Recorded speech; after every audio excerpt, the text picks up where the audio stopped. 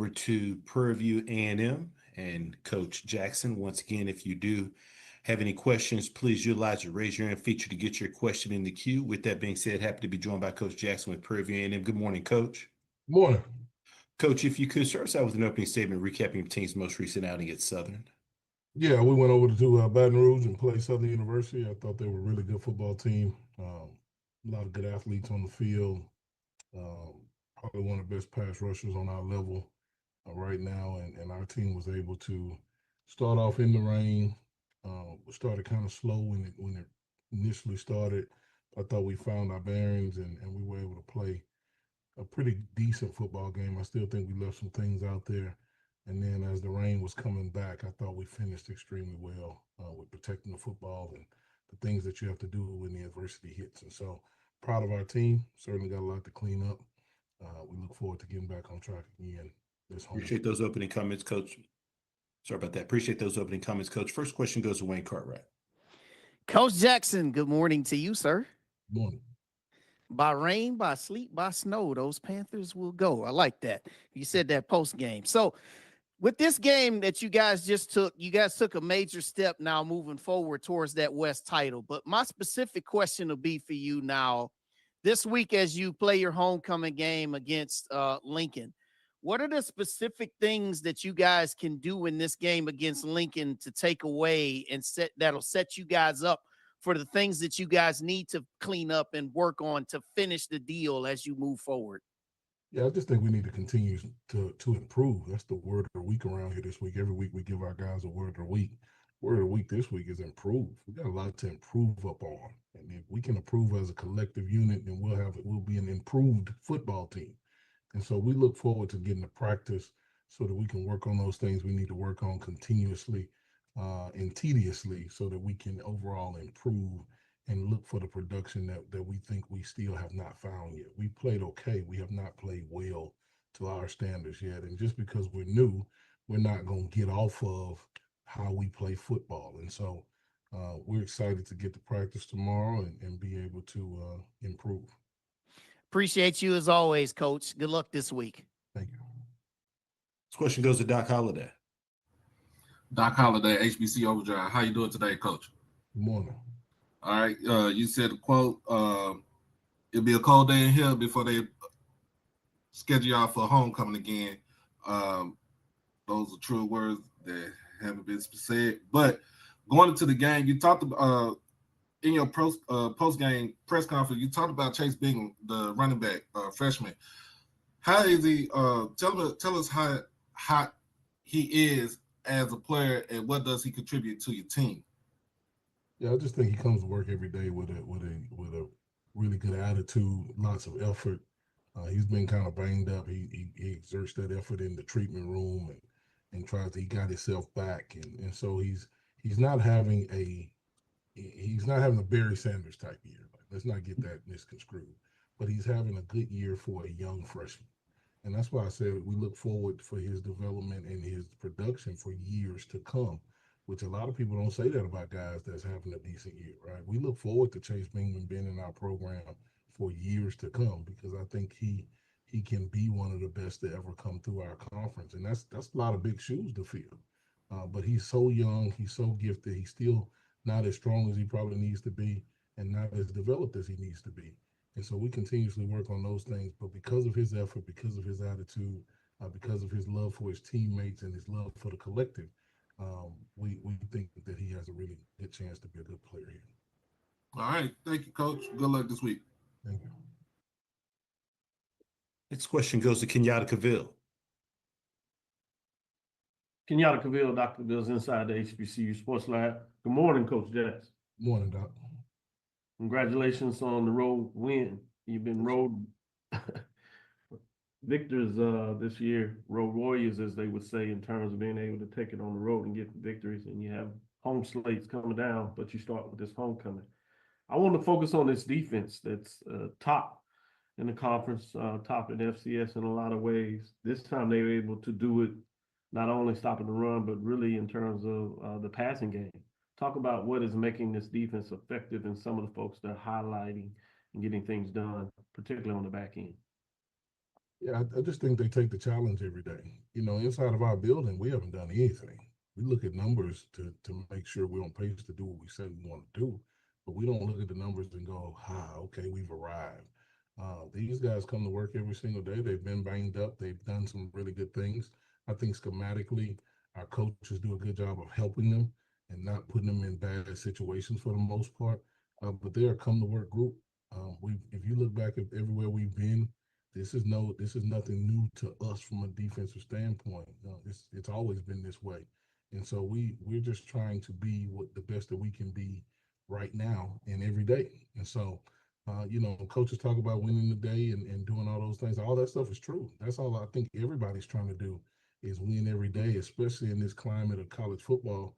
Man, it's every hour on the hour, trying to make sure our guys understand that just because we were don't mean we will be, and we got to continue to work. Thank you for the insight, Coach. Good luck this week. Thank you. This question goes to Perry Daniels. Good morning, Coach. Good morning. Coach, can you talk about the play of Cam Peterson, and would you talk about whether or not there's been a shift in your philosophy as far as the dual quarterback since he got the lion's share of the significant snaps this week? Cam Peters is his name. Peters, forgive me, Coach. No problem.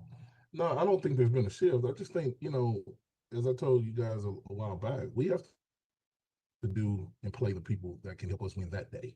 And so coming off the bye week, he had done some really good things. Internally, we had our reasons for why we did what we did. And so, we look forward to continuing to play both guys.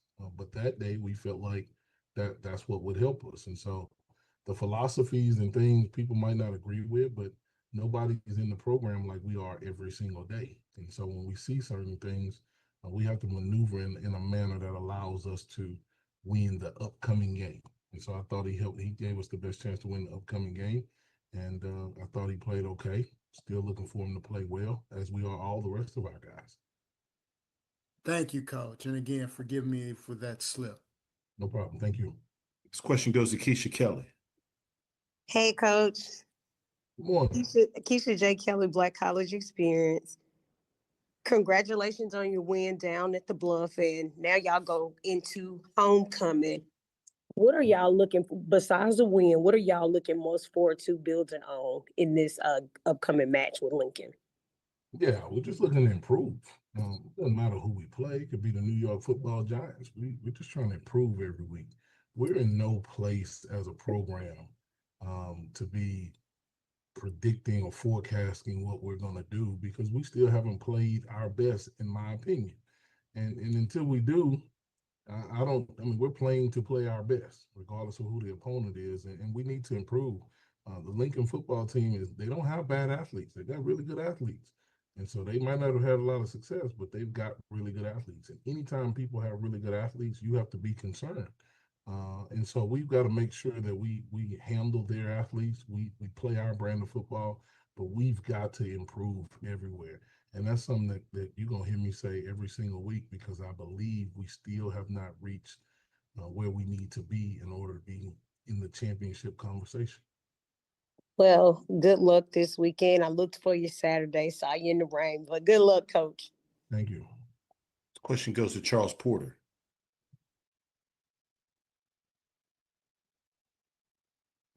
Hey, good morning, Coach. Good morning. Man, you just keep on rolling. The Panthers are doing it. The defense is what I want to talk about. We're going to send Kenyatta to the principal's office for copying off of my paper. But defensively, man, you guys have gotten progressively better. I mean, this week, you had 5 players with 4 tackles, 2 players with 6. Randall leads the way with 7. Amayo does a great job with 6. And then the interception from, is that Gukaki? Nutaki. Well, there we go. We got to get that right before this weekend. We did a good job last year. But anyway, going into the game, the defense, I watched the defensive guys. I watched the guys walk into the stadium. And amongst the taunts and jeers of some of the fans that you guys had to walk through to get to your side of the field, you guys were focused. The guys looked straight ahead. They didn't turn. They looked straight ahead. I mean, they were as focused as I've seen the Panthers this year. How do you keep that focus this week with playing a team that, I'm not going to say has lesser talent, but with a bad record like they have, with now the record is yours. How do you play a team like that and stay focused amongst the homecoming after coming off such a big atmosphere at homecoming previously last week? Again, I think, Mr. Porter, if you look back where we've been, we've always done a good job of keeping the main thing the main thing. I think our coaches do a good job of that, and we get that relayed to our players fairly well for the most part. We simply tell them that we're in no position to think we've arrived. Just because you were, don't mean you will be. Just because you were not, don't mean you can't be. And so just, we keep the main thing the main thing. And what we're having to do here at Prairie A&M is we're having to teach people that homecoming is about the game. Nobody comes to homecoming. If there's no football game, there's no homecoming. And I think that's been a big, tall task around here. And so for us, when we say things like that, then we have to put a good product out on the field. And we bring the pressure internally, and we live like that, and we love that way. And so we look forward to being able to touch the grass again Saturday at 2:00 because it's our next opportunity to improve and make homecoming about the game. Thanks, Coach. Next question goes to Terrence Harris. Hey, Coach, how you doing? Doing well. Hey, how are you dealing with this revelation that came out on Friday that you're a candidate for you may be a candidate for the UAB job? How are you dealing with that internally and just outwardly as well? Yeah, that has no bearing on what we got going on. And I mean, that's a position you want to be in. When you're winning, you want people to talk. People don't talk about losers. Nobody's name is any article. People that's losing. Just is what it is. And so we've dealt with that for so long, and where we were to come in here, and we were on a national championship run. Everybody had us going everywhere across the country. We're just a bunch of D2 guys, man, trying to figure this Division I thing out. That's what everybody thinks anyway, right? So when you can win, and I tell our players, nobody's talking about that if we're not winning. So let's just keep winning. And a lot of that stuff, I'm glad you brought the question up. People that really are inside of our business know that it's not even that time yet. October ain't that time. That's not what's happening with jobs on that level. And so it's not even that time. There's a lot of other guys that name came out on that deal. We're flattered, but it has no bearing on what we're trying to get done. It's not going to be the last time that we come out on the list. And so let's just go ahead and put that out there, and the articles can start. Our guys are focused on keeping the main thing, as is our coaches, as am I. And so that's just part of it. We'd rather it that way than nobody talking about you, because that means you're a loser if nobody's talking about you, or that means you haven't positioned your career to be at places where people want to talk about you. It is what it is. And so we take great pride in it, but it has no bearing on what's going on inside of our building. I'm just really proud of our players for not even dealing with that and going forward. Thanks, Coach. Last question goes to Charles Bishop. How you doing, Coach? Doing well. Charles Bishop, Dr. Cabil's inside the HBCU Sports Lab. I just kind of want to follow up on defensive side of the ball. Trevor Randall, another great game against Southern, 12 tackles, but he leads the conference in tackles. Just talk about his play and what he's been able to do for your defense. Yeah, it's Trevor too, Charles. Trevor, sorry about that, Coach. And yeah, we got some guys with some names, man. So I imagine me having to learn all of them. Trevor, when we brought him here in January, he's one of our first recruits. And he's a very locked in guy. He did some really good things on film where he was. The position that we've now put him in as the middle safety requires him to tackle. And I think, schematically, we funnel the ball to him. It's no secret what we do on defense. The secret is how you get to him, right? And people they've struggled to figure that out. He's done a good job of disguising some things and making himself available and in the fit to make the tackle the way he's supposed to. And so it doesn't surprise me that he leads the league in tackles. I didn't know that.